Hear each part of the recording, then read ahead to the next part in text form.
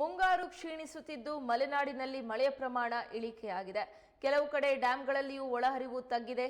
ಇನ್ನು ಯಾವ ಭಾಗಗಳಲ್ಲಿ ಎಷ್ಟು ಪ್ರಮಾಣದ ಮಳೆಯಾಗಿದೆ ಅಂತ ನೋಡೋದಾದ್ರೆ ಮಾಣಿಯಲ್ಲಿ 38 ಮಿಲಿಮೀಟರ್, ಯಡಿಯೂರಿನಲ್ಲಿ 31 ಮಿಲಿಮೀಟರ್, ಹುಲಿಕಲ್ನಲ್ಲಿ 24 ಮಿಲಿಮೀಟರ್, ಮಾಸ್ತಿಕಟ್ಟೆಯಲ್ಲಿ 19 ಮಿಲಿಮೀಟರ್, ಚಕ್ರದಲ್ಲಿ 17 ಮಿಲಿಮೀಟರ್, ಸಾವೆಹಕ್ಲಿನಲ್ಲಿ 3 ಮಿಲಿಮೀಟರ್ನಷ್ಟು ಮಳೆಯಾಗಿದೆ.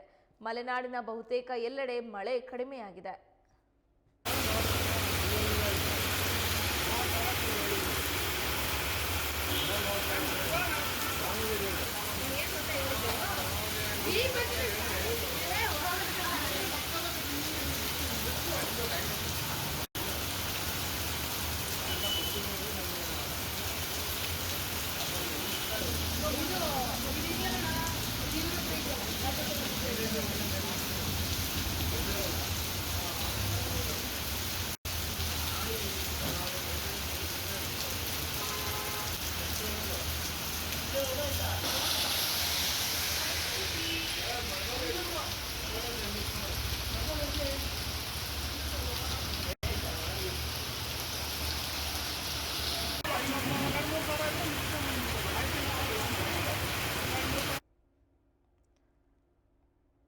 ಮುಂಗಾರು ಕ್ಷೀಣಿಸ್ತಾ ಇದ್ದು ಮಲೆನಾಡಿನಲ್ಲಿ ಮಳೆ ಪ್ರಮಾಣ ಇಳಿಕೆಯಾಗಿದೆ.